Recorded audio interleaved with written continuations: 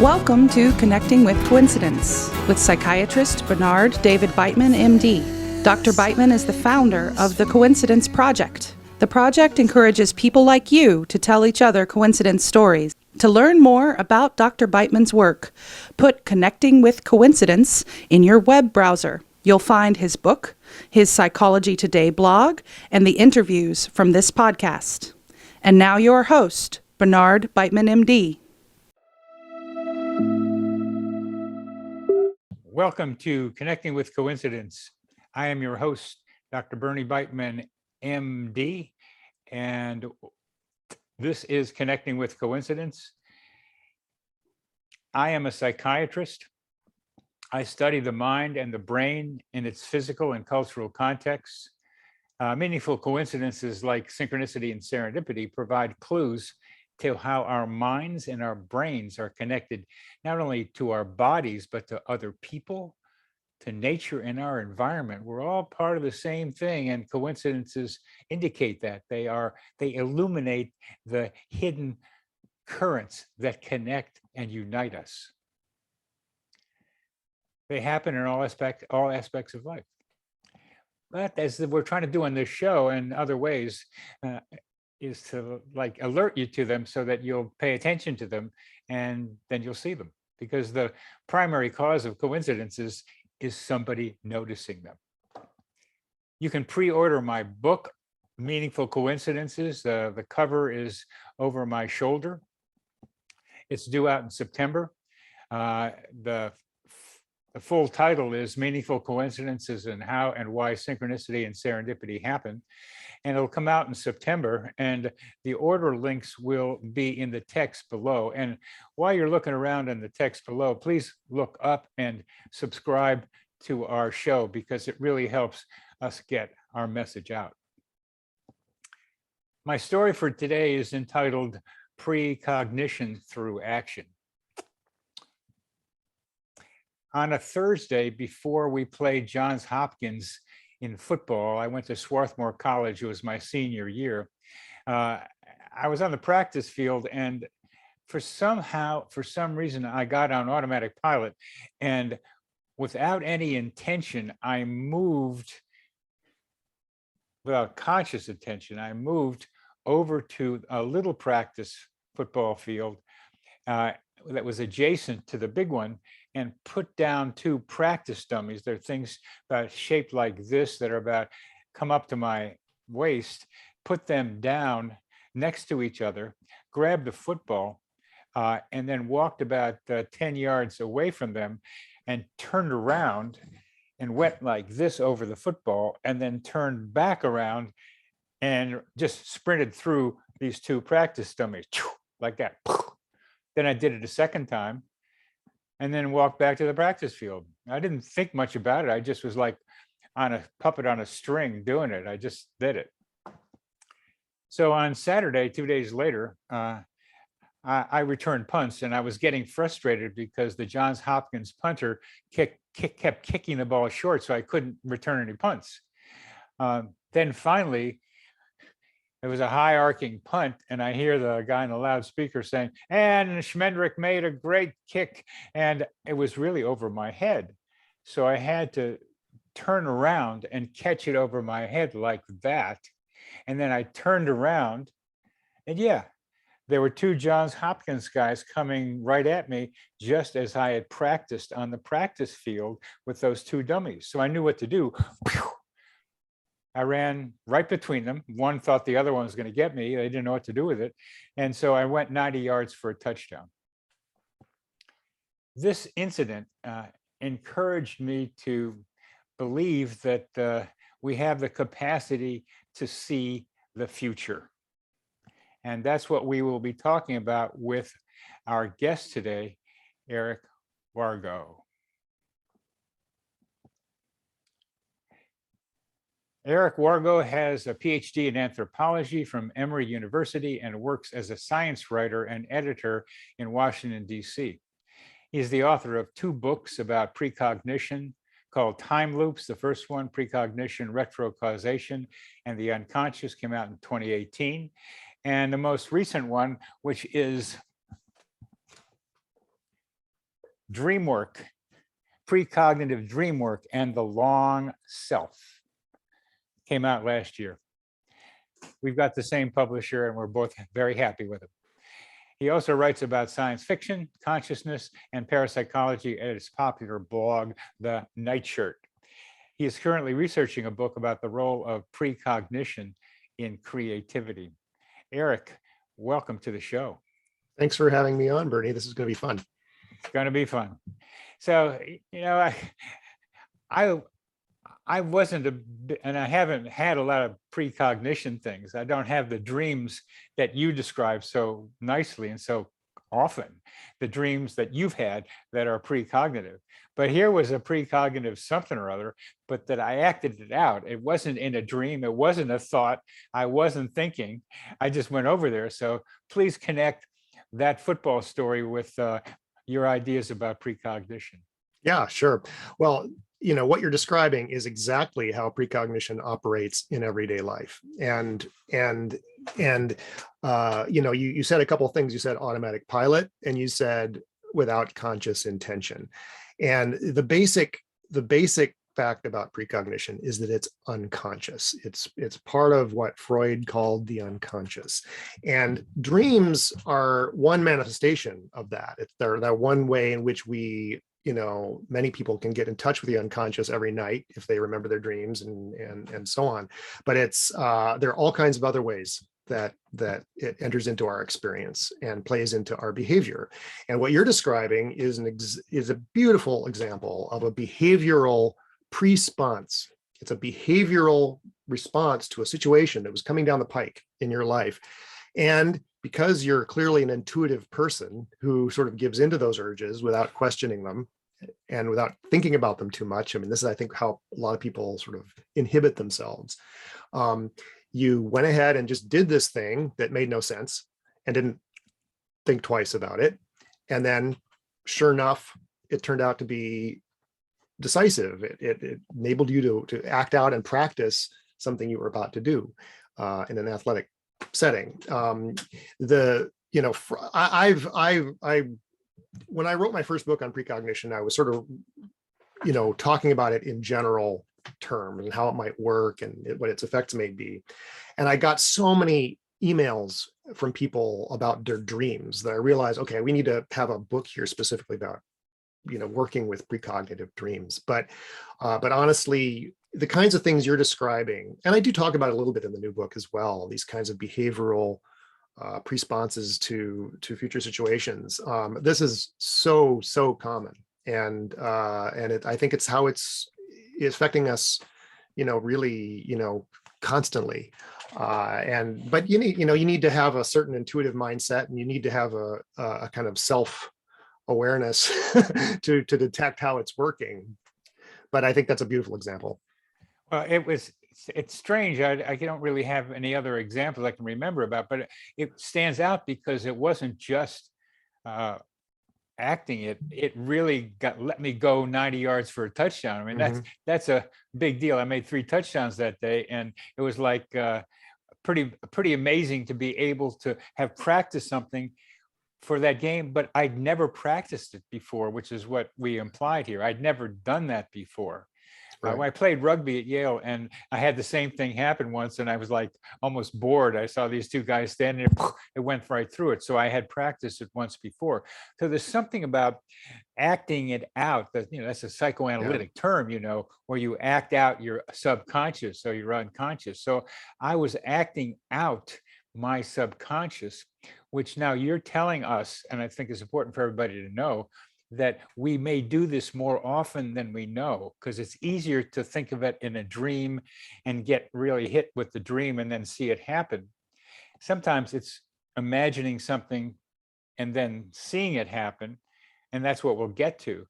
But to behaviorally do it, I'm glad we can alert people to our behaviors sometimes act out what is about to happen. So that's a great addition to this discussion. Our bodies know things, you know. I mean, the term, when people hear the word precognition, they think, well, it means knowing the future, explicitly knowing the future, Yeah. or seeing the future. But that's a sliver. I think mostly it's these kinds of bodily knowing. Yeah. The bodily knowing. And I'm not a big like remembering the dreams kind of thing guy. I mean, I have dreams, I remember them, but I'm much more a movement oriented person. Yeah.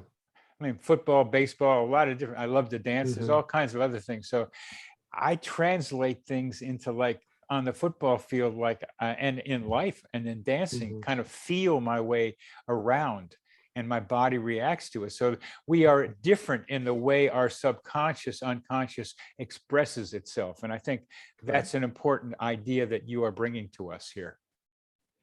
So let me ask you two other ones that are mine that are kind of have bothered me a little bit, to try to explain them. The simple version of it: when I was 8 or 9 and got started in this, I came home and my dog Snapper wasn't there, and I asked my mother, "Where is he?" And she said, "I don't know. Go to the police station." And I rode my bike over there, and I didn't write. I asked the policeman in the big desk, did you know where my dog was? And he didn't. So I started crying, and rather than go home the way I'd come, I was crying so much, I got lost and went a different way, and there was Snapper. Now, please relate that to precognition. It's the same thing. I mean, it's our, these rewards, they're typically rewards in our future, like your touchdown or finding your dog. They reflux back in time, and they don't give us a clear picture of what's going to happen. And there's important reasons they don't. And this is something I go into in the new book, and it gets kind of a little esoteric about how information can flow into the past in a universe in which people have free will and can change outcomes and so on. So, but that's so important, and we encourage people to read his book. Because retrocausation makes people a little nuts to have to kind of think how future causes the present or even the past. But with free will messes it up a little yeah, bit. exactly. Because we're liable, even when we're talking about rewards that that in our future, we have this urge, and it's often a self-destructive urge, to go against what we know about ourselves and what other people know about us. So even if you precognized a reward clearly, you might do something different, instead of that. And especially if what we precognize is something that's maybe something we don't want, or it's a mix, we're going to act in another way. So that's why precognition doesn't give us clear, video quality images of some future outcome that we could, intercede to prevent or act in a different way, or mess up. One of when this was actually this issue of whether you can create a different outcome, whatever, it was studied in the context of wormholes, actually, back in the 1980s. And Kip Thorne, who some of your listeners probably have heard of, he's the big sort of black hole wormhole expert, and some of his students sort of worked out the math of, what happens when an object, goes back in time and tries to interfere with itself, and so on, sort of grandfather paradox kind of stuff. And when doing the math, it turns out that's impossible. Like things can travel back in time, but that will always result in the object going back in time. And there's always, a loop, a causal loop. This is why I call time loops. And the metaphor that is often used, I forget if they used this metaphor, I think they did, was shooting a billiard ball, shooting a billiard ball back in time at its former self, okay, with the idea of deflecting it away onto a different historical path. Well, what the math proves is, if you shoot a billiard ball at its younger self, it always deflects its younger self into the wormhole in the future. Okay, so it always leads to that future outcome. And so that's what I think happened in your case, in all these cases, is that this your your ultimate reward of finding your lost dog was like shooting a wormhole at your younger, or I'm sorry, shooting a billiard ball at your younger self through a wormhole, deflecting you onto this strange course of action, which was taking another path home from the police station, which, led, and the way it worked and the way that you received that billiard ball, that strike of your future self, was crying, and the motivations that led you to take that alternative path. There's a great example in my book, and this is actually from a precognition researcher named Julia Mossbridge, and I don't know if you know her, but I've interviewed her a couple times. Right. Yeah. So in her book, she tells this great story of her so she was, I think, working in the kitchen or something, and her 13-year-old son comes home from school, and she was convinced that he'd left the garage door open. And she said, "Go close the garage door." And he said, "I closed the garage door." And she got really mad at him because she was sure that no, he'd left the garage door open. And he said, "No, Mom, I didn't leave the garage door open." And she, finally she stomped off to the garage and found, oh, indeed, he was right. He had closed the garage door. But on the way back from the garage, she saw that there was an electrical fire in a I forget, like a thermostat or something on the wall. And right on the other side of that wall, her partner had an oxygen tank. So there was a real danger of explosion that would have, destroyed the house, had she not had this funny feeling that the garage door was open, that her son had left the garage door open and gone to check. So the information in her head, that's not, people think, well, that's not cognition, right? I mean, she's not getting a clear image of a future outcome, but what she got was this erroneous imagination that led her to do something that had this, really important, rewarding outcome, which was preventing what could have been a fatal fire in her house.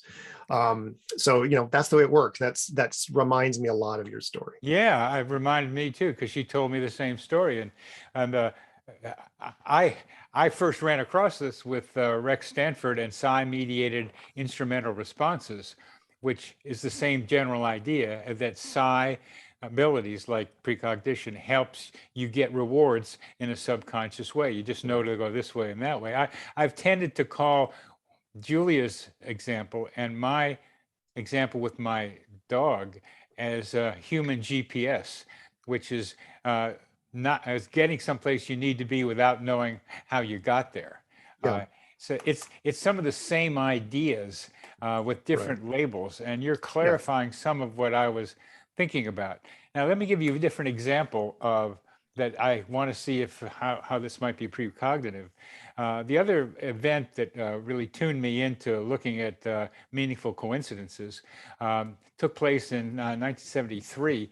I was in San Francisco on February 26th over a sink in this Victorian house I was living with, uncontrollably choking. I couldn't get something out of my throat. I didn't eat anything. I don't know what it was, but I couldn't get it out of my throat. I kept choking.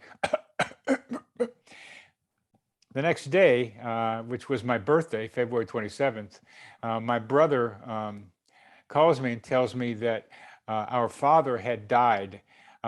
And he died at 2 a.m. on February 27th in Wilmington, Delaware. I was in San Francisco, and I was choking at around 11 p.m. So we were both choking around the same time. So that struck me as something to pay attention to. My dog, I love my dog, I love my father, and here these two examples, but choking simultaneously. Right. How is that related to precognition?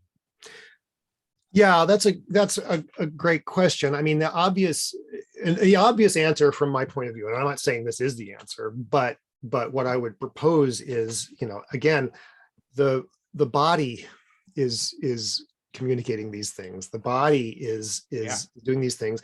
And this goes back to Freud, who I imagine we'll talk about later in the interview. I mean, this, Freud, mapped out, well, it wasn't actually just Freud. I mean, he was actually responding to psychiatrists of his era who were looking at how the body somatizes psychological situations. And this is a big argument in my first book, Time Loops, is that what we call symptoms, what psychoanalysts would call symptoms, neurotic symptoms or acting out or whatever, are precognitive. And it's not a very distant leap from that claim to saying that something like choking on your food could be a kind of precognitive symptom or a premonitory symptom of your dad's passing. That's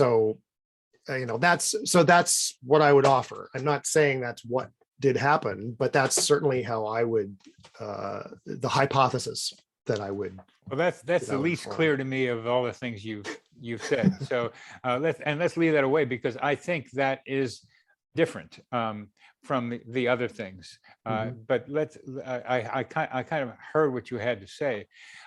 We want to maybe talk maybe a little bit more about Freud, but the story in your book about Jung and his scarab and his patient needs to get out there more. It's so important, because that scarab story is the most repeated coincidence, synchronicity story around these days. So tell us your view of tell us briefly what the story is. Maybe people may not know exactly what it is, and then tell us what you've been able to add to it, please. Sure. Yeah. So yeah, I totally agree with you. I mean, this is the number one specimen case of synchronicity, and it's a story that comes from Jung's book Synchronicity. It also appears slightly more elaborated fashion in an essay he wrote around the same time on the same subject. But yeah, it's a story that everyone knows. I imagine it's probably the most famous thing he ever wrote, really. I mean, this one paragraph in the book Synchronicity, an acausal connecting principle. So, okay, as the story, here's what he puts in the story. Now, Jung was not big on putting a bunch of case study details. I mean, he liked to leave things short and not give a lot of the kind of Freudian messy stuff that other psychoanalysts were into. But he described this woman, said that she was very rational, highly rational, not very open to things. The therapy had reached an impasse. And it was kind of boring. It wasn't, going anywhere. And he needed something to open her up, to the mysterious and ineffable or whatever, or irrational. Okay.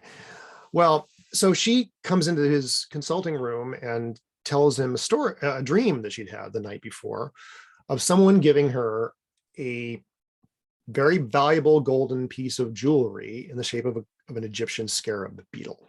Okay. And then right as she's telling him this story, he hears a tapping on the window behind him and turns around, and there's this European relative of the dung beetle called a Rosechafer or Rosenkoffer in German.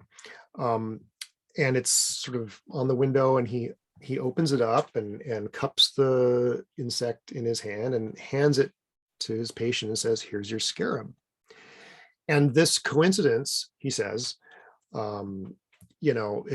it punctured a hole, as he puts it, in her sort of icy rationalism and enabled the therapy to go forward. And of course, he placed a lot of emphasis on the archetypal meaning of the scarab beetle in Egyptian religion as a sort of a symbol of rebirth. And he saw this moment in this woman's therapy as a rebirth moment. And that's the way people retell the story, and from Jung's point of view, note, he's telling it from Jung's point of view, not his patient's point of view. And this is important because from Jung's point of view, it is like a synchronicity in the sense that it's a coincidence happening in time. At one, he's hearing this story about being handed a scarab beetle, and lo and behold, there's a scarab beetle behind him, and he sort of acts out that scenario. So what I've done in both of my books, I devote a lot of real estate to the story in both of them because there's so many layers to it. Is talk about what really happened and who this woman was. We now know her identity. We know a lot about her now. This is thanks to a Jungian analyst and curator, I believe, an image curator at the Jung Museum in Zurich, named Vicente de Mora. And he wrote a really interesting article in 2013 about this patient. And her name was Henriette Madeleine Quarles van Ufford, but she went by Maggie Quarles. Okay. And she was an aristocratic woman from Holland. She'd been born in Indonesia, what we now call Indonesia, and her family moved back to Holland when she was very young. And she had, I don't want to go too deep into her story, but she had moved to Zurich, actually with her two sisters, one of which needed Jung's care, and that's why they all moved to Zurich. They were really trying to escape their aristocratic home, which was very stifling. But anyway, she wound up in therapy with Jung, and this event happened probably earlier in her therapy, so probably around 1920. And but she was a precog, what I call a precog. That is to say, someone who routinely has precognitive dreams and precognitive experiences. And it's actually quite common. And honestly, we're all precogs, but it just manifests differently. For you, it's, athletic things, but for other people, it's dreams. And she had these dreams. And anyway, so she has a dream about someone, and it doesn't say who, handing her a scarab beetle. And lo and behold, the next day in her doctor's office, that's what happens. Okay. And we in the business of precognitive dreamwork call this a Dunn dream, after the pioneer J.W. Dunn, who wrote an important book about precognitive dreaming back in the 1920s. But anyway, this is how precognitive dreams work. And so she was having a precognitive dream, and this event was really hers. It was her dream, which came true in her office the next day. And it provoked Jung, of course, to give her this, great explanation of the role of the scarab in Egyptian religion and so on, which he claims she didn't already know. And I think I think he's confabulating there, because everybody knew the meaning of the scarab at that point in history. I mean, scarabs were huge. But anyway, he claims she didn't know. And in any event, it was a very validating moment in her therapy. And it did indeed act as one of these, synchronicities that jolts us out of our complacent, rationalistic worldview. And it enabled the therapy to move forward, as he said. But this was a precognitive dream. It wasn't, Jung kind of makes out, he contradicts himself a lot in his texts on synchronicity. On the one hand, he'll say, well, this can't explain anything, it's just a term. But on the other hand, he'll say that this is a principle in the universe and so on. So there's contradiction there. But I think that what's really happening is a precognitive experience. And I said that Maggie was a precog because it turned, one of the things that Vicente de Mora revealed in this really interesting article is that she had other precognitive dreams in her therapy with Jung. On one occasion, she had this dream about a certain situation, and I'm forgetting the situation, but then she told it to him in her therapy the next day, and Jung had just read this situation in a book, and he told her, "Oh my God, I just read this." So there was another one of these precognitive dreams about a significant event happening with her therapist the next day, and this is, you're going to love this. I mean, because it fits so well with your kind of somatic presentiments. she also, at one point in their therapy, acted out some very strange physical symptoms and fantasies connected to her symptoms, such as, for example, a fantasy of an elephant coming out of her vagina. Okay, well, Jung was like blown away by this because he had just been reading in a book. I'm forgetting the title of the book, but it's a classic book about Kundalini yoga that had been published shortly before this. Well, that is an image from this book. And he told her, oh my God, this is, you're describing all this Kundalini symbolism. And for him, for Jung, this was proof of the collective unconscious, right? Whereas I would say, well, no, this is a time loop. And she's having a precognitive dream, which is being confirmed by her, or not, in this case, a precognitive symptom and fantasy that's being confirmed and explained by this doctor. And I'll add another detail here. She was in love with Jung, okay? In the same way that patients are often in love with their doctors. I mean, they call it the transference in psychoanalysis. And Jung felt similar physical desire for this patient.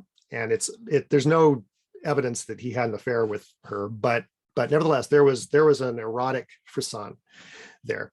So these are the kinds of situations, an erotic, unacted upon connection, rewarding experiences in therapy with a beloved and admired, therapist. These are all kinds of situations that are going to catalyze precognitive experiences, and that's exactly what happened with Maggie Quarles. It's fun. It's fun to think about these things from different perspectives. It's worth mentioning that Jung did have an affair, at least with one of his patients, named Tony Wolfe, who became his student, who then became his analyst, Right. and worked in his house with Emma, his wife, knowing about it and that it was okay. And it's not that doesn't get much play among Jungians, as you've mentioned. Bernie, this is before the invention of boundaries. They didn't have boundaries. All these situations back in the day, it was a soap opera. That's right. It was a boundaryless time. They can do stuff like that. I have a different perspective on the elephant story. That because they were so bonded, because they had such a connection with each other, I would suggest to you that one possible different explanation is that she picked up that he was reading about an elephant, and that she absorbed that into her dream. And so she reflected back something that he was already doing as a way of making their connection stronger. Yeah, so this is one place where I sort of get in little fights with other parapsychologists and stuff, because I'm not a believer in telepathy. And I think that these situations that look like telepathy, which is what you're describing, are misrecognized precognition, because, or at least you can't rule that out, because that moment of connection where he shares, this story, is a moment of confirmation in her future, that could have refluxed into a dream or a symptom or whatever. So given the fact that we know that operates, that's a kind of a known mechanism, I believe. I mean, I would assert that. I mean, precognition is so well, I think, established, that I'm always going to question that sort of direct mind-to-mind link. But I know that I'm an outlier in arguing that, because I think most people would sort of want to see it the way you described. But that's my rejoinder, that's that exciting moment of confirmation in her future is what is refluxing into the past in the form of a symptom, fantasy, dream, whatever. Well, I really respect and appreciate your taking this stand. I think what happened with my father and the choking was a somatic telepathy. It was it was the original meaning of telepathy, not cognitive, but Right. physical. Physical, yeah. Feeling at a distance was what telepathy usually first meant. It's always a problem when you argue about which type of psi are we talking about, because they can be explained from whatever perspective you want. Right. The important thing is weird stuff happens, man. So Yeah, that's to right. me, That's the bottom line. Yeah. that's what we all got to unite with, against the fundamentalist materialists saying it doesn't. Let's just collect the data. I mean, Right. yeah, a bunch of anecdotes is data. It's not just one story. And you've got a lot of stories, and we can go over a bunch of different ways of explaining them. But this stuff happens, ladies and gentlemen. And I've got my own ideas about it. I call it the psychosphere, our mental atmosphere, and we're connected through it. And there's plenty of room for precognition in it, but you're expanding my ability to think about precognition. And I very much appreciate your book and being able to talk with you about it, because it's a lot simpler to use precognition with a lot of synchronicity events. It's just a lot easier. And I look for the simple ways of doing it. And there's a lot that could be simply explained rather than going through a lot of other stuff. And a lot of other stuff, I want to give you the floor on this one. Why don't you tell us about synchronicity as a placeholder? Yeah. Okay. So when Jung, I mean, and this is to Jung's credit, I mean, he was really open-minded about a lot of paranormal phenomena that, his erstwhile mentor Freud was a lot more cautious about. Actually, Freud believed in a lot of paranormal phenomena too, but just was really afraid of talking about it publicly because he didn't want to, damage its reputation of, psychoanalysis in its early years. Yeah. And as he got older, he felt more freer to talk about it. But Jung, really felt this was important and central. Okay. And that's very much to his credit. And in the 40s, this, like the event with the scarab and Maggie's therapy, I think this was going through the 20s essentially. But he was collecting this kind of evidence from a lot of his patients and his own self. I mean, he'd been interested in this stuff from a young age. And he knew it was important, but he didn't have a theory for it. He didn't have a way of fitting it into some sort of framework. Now, in the 1930s, the framework of extrasensory perception came along with the Rhines, of course, in Duke University. And that opened a way to thinking about this stuff, but it didn't seem adequate to him. And his work, quantum physics was kind of coming into its own at this point. And he felt that, he saw a connection there, and he thought, okay, this is some way to think about meaningful coincidence, that it relates somehow to the quantum world and statistics and so on. And so finally, and this is coming out of his work with Wolfgang Pauli, his patient, who was a famous quantum physicist. He develops this, comes up with a theory. All right. Well, it wasn't really a theory, but it was a concept of synchronicity.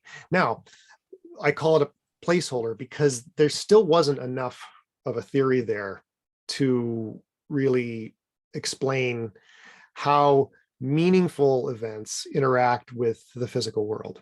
Okay, that he still couldn't do that because physics had yet to develop, and quantum physics was still kind of in its adolescence at that point.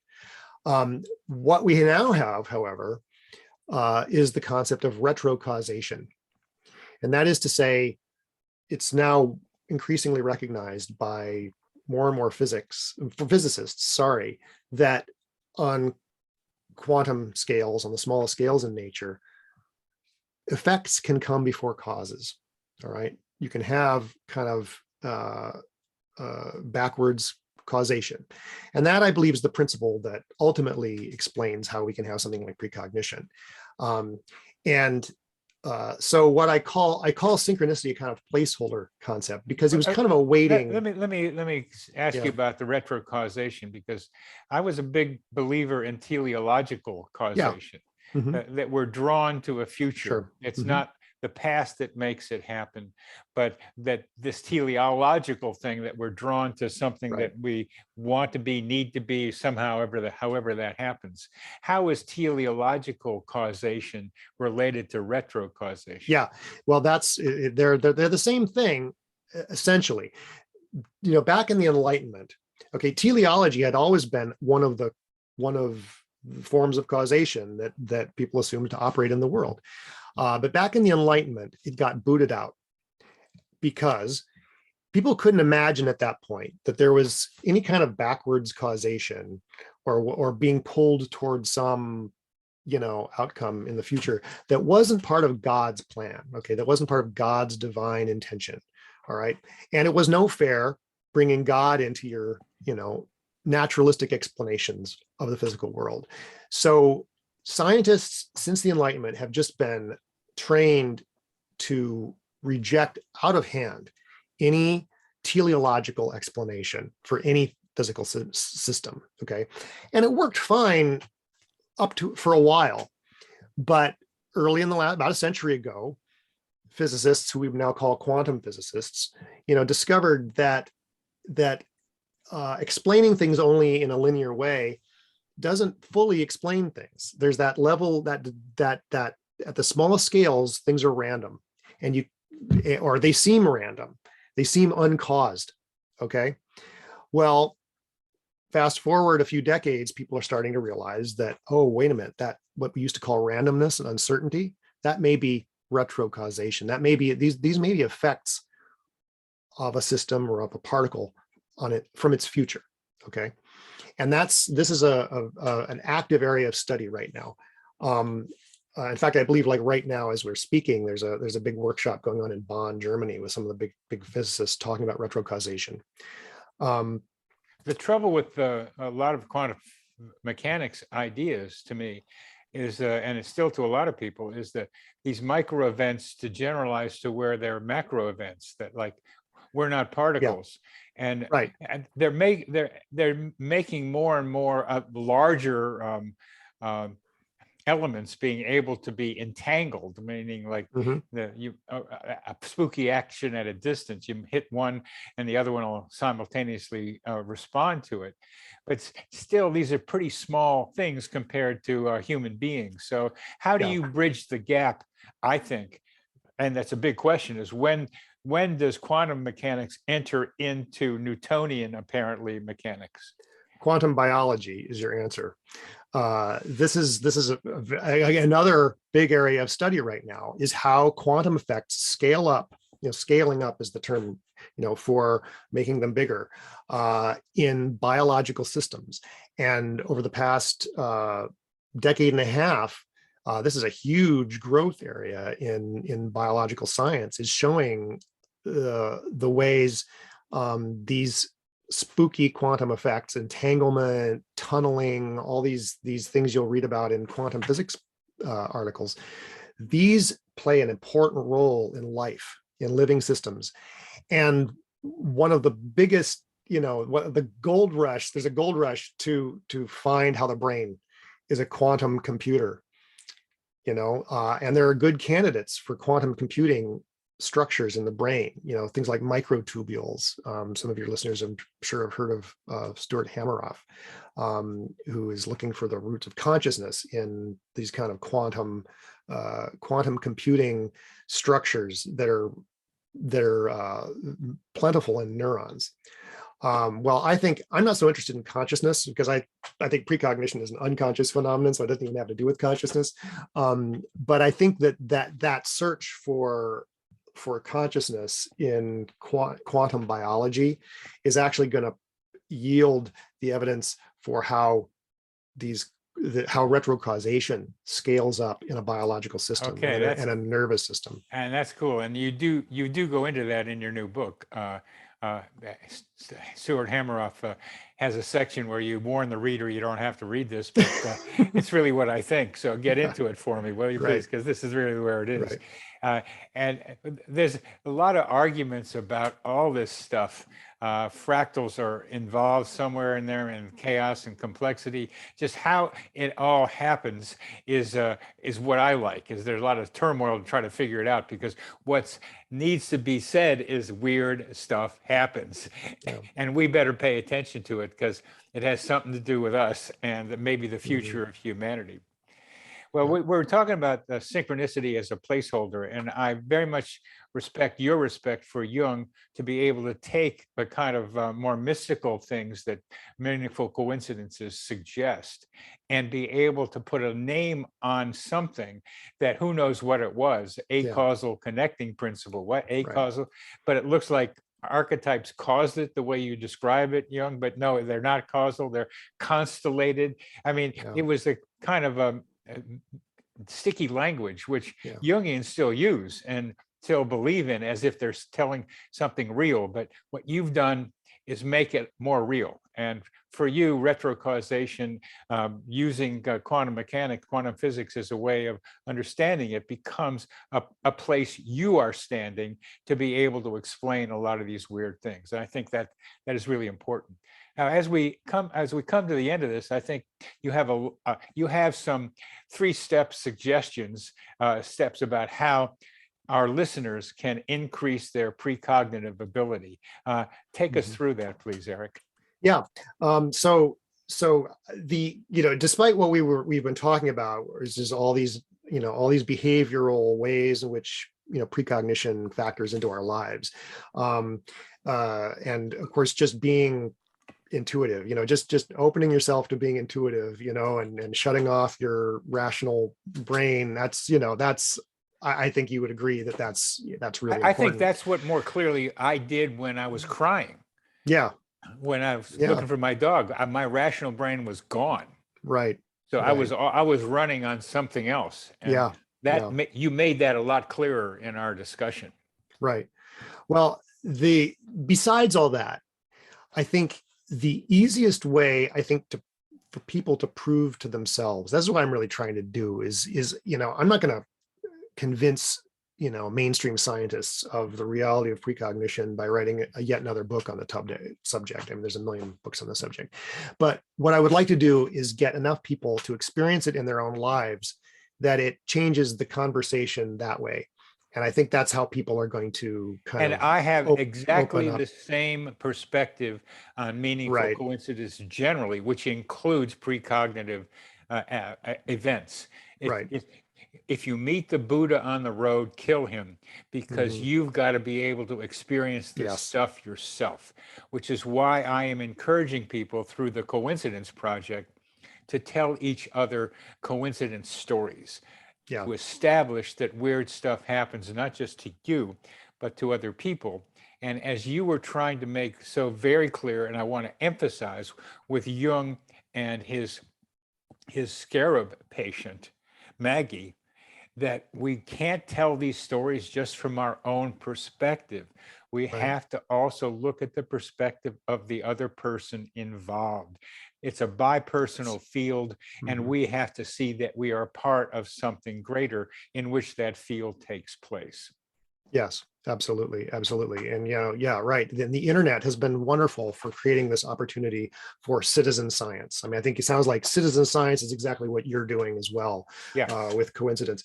But in any event, you asked about the 3-step process for dreams. Dreams are the easiest way. Like, even if you're not necessarily don't consider yourself an intuitive person or whatever, I think people are going to get the quickest and most vivid evidence of precognition in their own lives via their dreams, generally. Excuse me to do a little quote here, but dreams are the royal road to precognition. Right. Freud said the royal road to the unconscious, and here it's the royal road to a big aspect of precognition. So good. Absolutely. So, probably a lot of your listeners already keep a dream journal. That's the number one. That's step number one. Be a dream recorder. Record all your dreams. And that means really record all your dreams, even dreams that seem, oh, that wasn't important, or that wasn't significant, or I just remember a fragment or something like that. Write it all down. There is a myth. One of the myths I bust in my new book is that there's the idea that a precognitive dream is going to feel numinous or something. It's going to feel special. And that, no, I believe dream precognition is a constant feature of our dreams. And you're just as liable to find that just a mundane, boring, stupid seeming dream was precognitive as some big, significant seeming dream. So step number one, write it all down. The second step is also important for netting lots of examples of precognition. And that is, when you write it down, free associate on all the things you're writing down. That doesn't mean anything esoteric or difficult. It just means, what's the first thing this reminds me of? It's like such and such a character in my dream was wearing a certain kind of shirt, and it looked like, had this certain color and texture. Just those details that you notice in a dream are significant. They're significant terms in the dream rebus. And Jung used the term active imagination for just what you're describing. Well, Jung's active imagination is something more than that. I mean, he's talking about actually sort of entering into a trance state and kind of interacting with the dream world. And that's sort of advanced players stuff. I talk about it a little bit in the latter chapters of my book. But for beginning dreamers, who don't have experience with that stuff, it's enough to just record your night dreams in the morning. I'm not, like that's, let's not get into advanced stuff. It's advanced. Okay. Yeah, it's advanced. But let's advance a little bit. I mean, if you're advanced, what happens? You run into more precognition when you do that? Oh yeah. I mean, there's all kinds of places you can go with this. But let me give you the third step though. Okay. I mean, we're only on step 2. Yeah. Step 3, and this is the thing no one thinks to do. All right. And this is what distinguishes precognitive dream work from any other kind of dream work. And that's, set aside your dream records after you've written them down in the morning. Okay. Set aside your journal and don't even think about it, but that night, at the end of the day, open up your dream journal, reread your dream from that morning, or your dreams from that morning, and go back and reread the dreams from the previous couple days as well. Okay. And just reflect on any seeming connections between those dreams and those free associations that you also wrote down, and the things that have happened in your life, or your experiences, or your thoughts and preoccupations during the day, and see if you can identify connections, because that's where you're going to find precognition in your dreams. And so this is not just kind of waiting for some incredible premonition of a disaster story in the news, like that, the things that kind of stand out in the landscape of precognitive dreaming in the literature. You're gonna, when you do this, you're gonna discover that, oh, I'm having these weird precognitive dreams about kind of relatively mundane things in my daily life, like some really interesting news story or some weird situation at work or something like that. And then people are going to start, and then you're going to start noticing, oh, okay, so this is how precognition works. You'll get a sense of how your brain kind of transforms these experiences symbolically, and you'll build up evidence. Oh, wow, okay, so this was a precognitive dream, and that was a precognitive dream, and you'll start seeing it happening. Now, you're not going to discover this with every dream, but people who do this tend to find, and this is true in my own case, that they'll be able to identify a precognitive target or whatever for about a quarter of the dreams that they write down. I'm not guaranteeing that. I'm not, there's no money back guarantee on my book, but I've had a lot of testimonials that the first night they tried this, they wound up precognizing like something in my book that they read the next day, things like that. And that gets back to the fractal stuff. The precognitive dreaming mind loves stuff having to do with precognition, and it'll reach for that stuff in its future and present it in a dream at night. And when you start having these experiences, it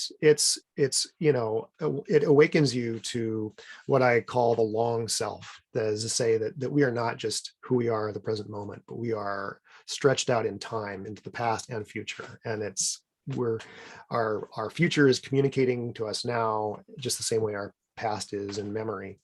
And it's it's an expanded sense of who you are.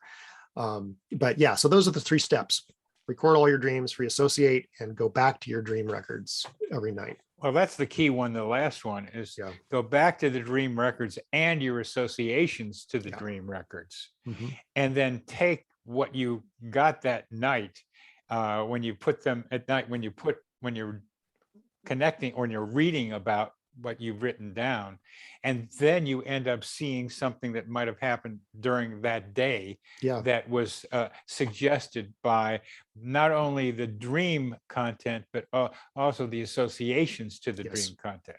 All right. Right. Okay. Exactly. It's often the associations. The brain speaks an associative language, and it's often those associations that are the connection to the event the next day. It's a relatively I would say a very low percentage of dreams that are somehow video quality, literal representations of something that's going to happen the next day or the next few days. They're going to be symbolic to a significant extent. And so the free association part is getting at that symbolism.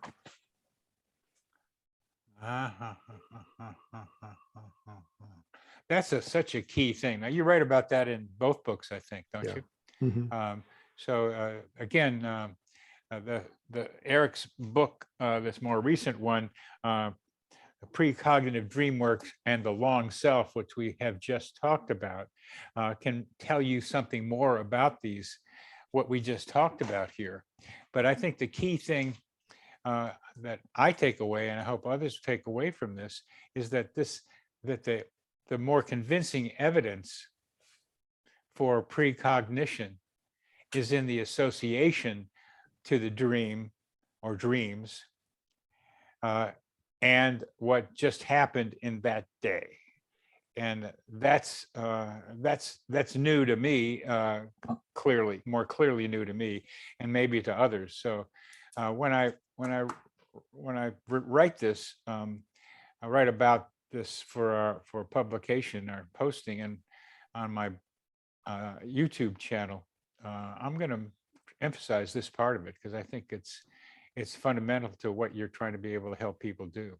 It's why I emphasize Freud so much, because this was Sigmund Freud's kind of great contribution to understanding dreams.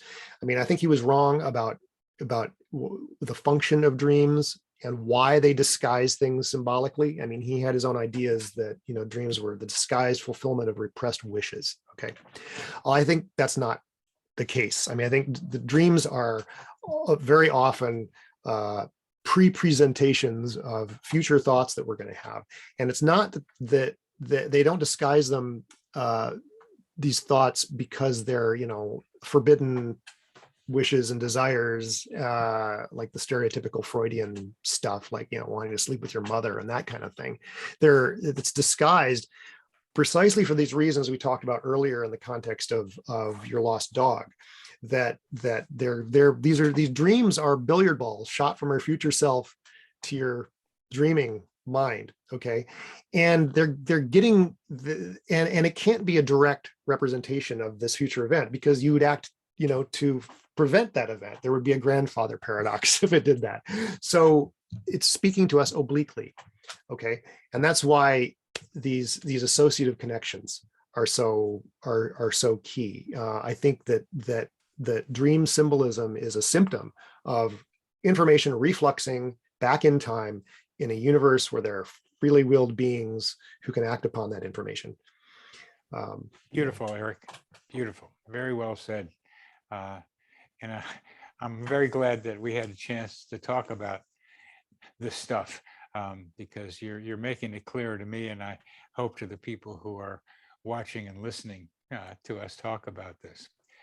As we come to the end of this, I like to ask people to tell us something more personal about Eric Wargo, something about you more as like a regular guy, rather than this researcher, this psychonaut into the future is now.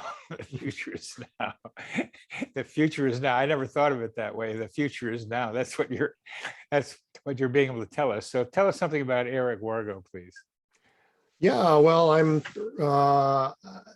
Eric Wargo's a dad. I've got two little kids, two little girls, and I spend a lot of time trying to be a good dad to my little girls and not talk about psychic phenomena with them. But I'm constantly in awe of how psychic little kids are. It's kind of mind blowing to see little children and have that, listen to what they're saying, and sometimes they will describe something that's about to happen, and if you pay attention, it's an amazing thing, and you really see how as we grow up, this whole side of ourselves is socialized out of us. We're not, and most people are not rewarded for uttering some prophetic statement about what's about to happen. This is, regarded as crazy, or just, you don't do that, and I'm trying not to do that without necessarily encouraging, my kids being total psychic misfits. So trying to walk that line. Well, thank you very much. Thank you very much for being with me today, Eric. Quite very enlightening, and maybe we'll get together with that fractal lady and talk about fractals and precognition and see where that goes. That's gonna be a fun thing if we do it. So Sure, that'd be fun. Thank you very much, Eric. It was a pleasure talking with you. Thank you, Bernie. This was a lot of fun. This psychosphere is our mental atmosphere, like a hologram of cosmic consciousness.